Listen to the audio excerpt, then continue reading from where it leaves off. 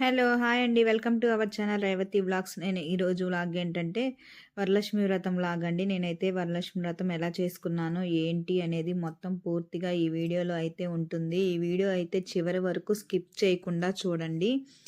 ఇక్కడ వచ్చేసి మార్నింగ్ పొద్దున్నే లేచి పనులన్నీ కంప్లీట్ చేసేసుకున్నాను. కంప్లీట్ చేసేసుకొని స్నానం చేసేసి నేనైతే గడపలైతే పూజించుకుంటున్నాను. ఇక్కడైతే ఒక్కసారే డైరెక్ట్‌గా మంచి శారీ కట్టుకుంటే పసుపు అవి ఇవి అంటుకుంటాయి కదా అని చెప్పేసి నేనైతే ఇలాగా ఫస్ట్ అయితే సిల్క్ శారీ అయితే కట్టుకున్నాననమాట. మొత్తం ఇంట్లోకి కావాల్సిన పనులు అవి ఇవి ప్రసాదాలు, అమ్మవారి అలంకరణ అన్నీ అయిపోయిన తర్వాత మాత్రమే రెడీ అవుతాననమాట.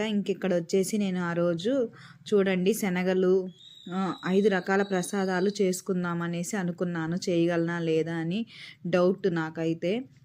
ఫాస్ట్‌గానే చేశాననమాట. శనగలు, పొంగళ్ళు, సేమ్యా అన్నీ చేశాను.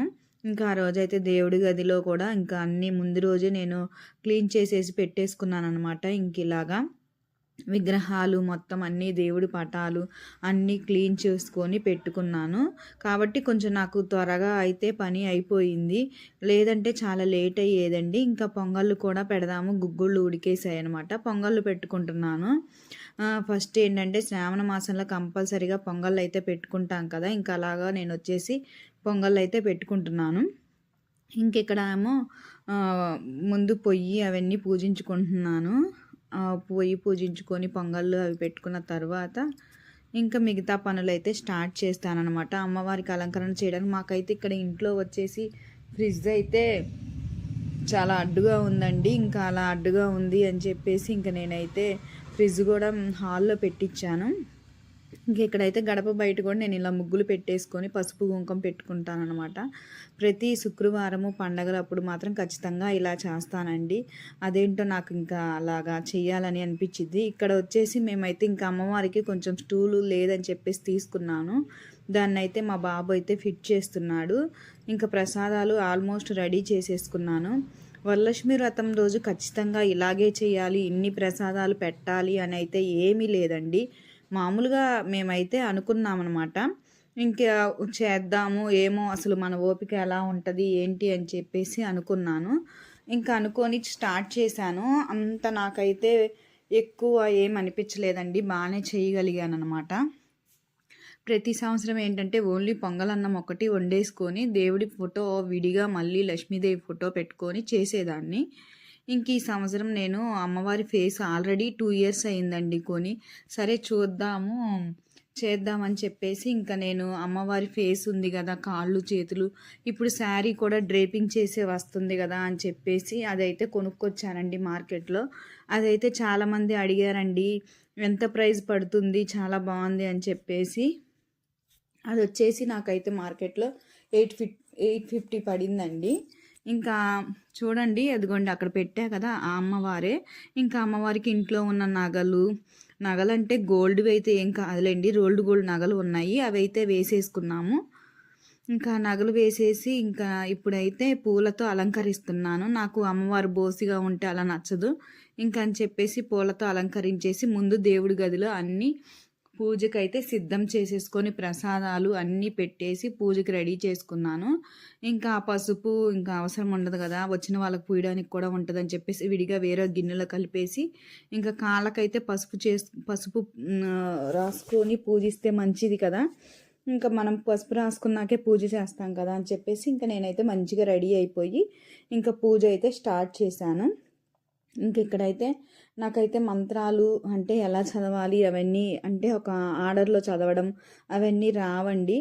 రావు కాబట్టి ఓం మహాలక్ష్మి నమః అనేసి అనుకుంటానమాట. 9 సార్లు 21 సార్లు అలా అనుకొని పూజ చేసేసి దీపారాధన చేసి దేవుడికి మనం అమ్మవారికి చీర గాజులు అవన్నీ పెట్టేసుకొని పూజ అయితే ప్రశాంతంగా పీస్ఫుల్గా చేసుకుంటానండి. నేనైతే ఇక్కడ బాగా జరిగింది మా వరలక్ష్మి వ్రతం అయితే. పూజ కూడా బాగా జరిగింది.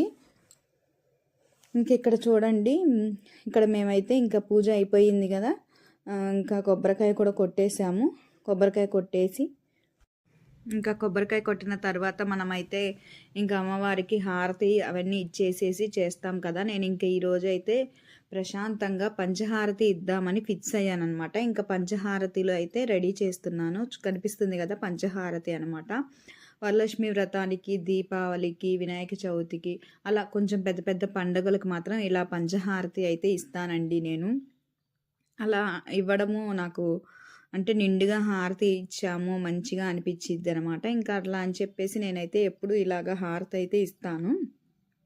ఇంకా మా వారు మా పిల్లలు ఉన్నారు కాబట్టి ఇంకా గంట అయితే వాళ్ళే కొడతారు ఎప్పుడు నేను పూజ చేసేటప్పుడు ఉన్నా సరే.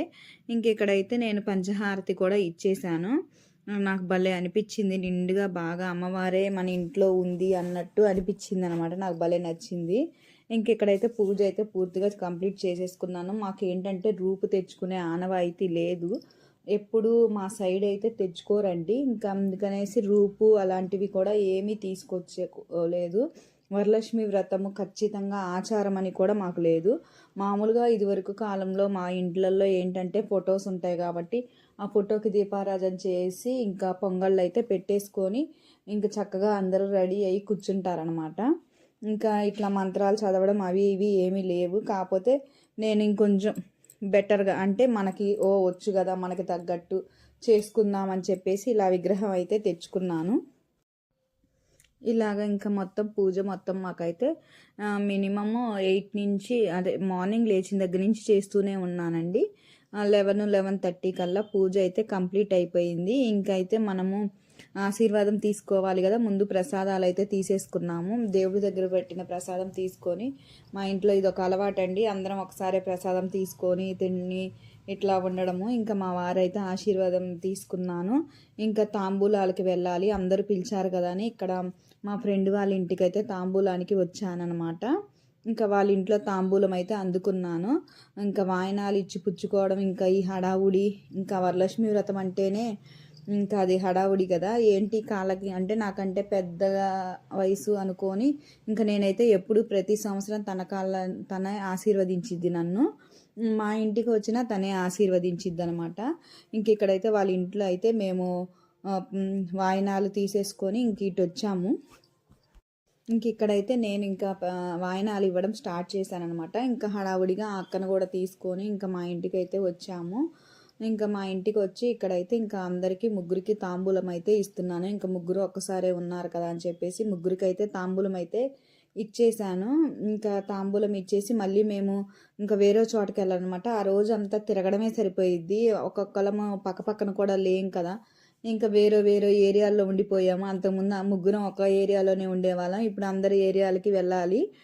ఇక్కడైతే జోక్ అనమాట, లక్ష్మి కంగారు పెడుతుంది, ఇంకా త్వరగా మా ఇంటికి వెళ్దాము అది ఇది అని చెప్పేసి ఇంకా వెళ్ళాలి అని చెప్పేసి ఫాస్ట్గా వాళ్ళకైతే తాంబూలాలు ఇంకా అవన్నీ ఇచ్చేసేసి బయలుదేరాను. ఇంకా వాయనాలు అవి ఇవి అంటే మాకు వాయనం అనే ఆనవాయితీ కూడా లేదు, కాకపోతే 5 ముత్తైదువులకి ఇచ్చుకుంటే మంచిది కదా అని చెప్పేసి ఇస్తున్నాను అనమాట.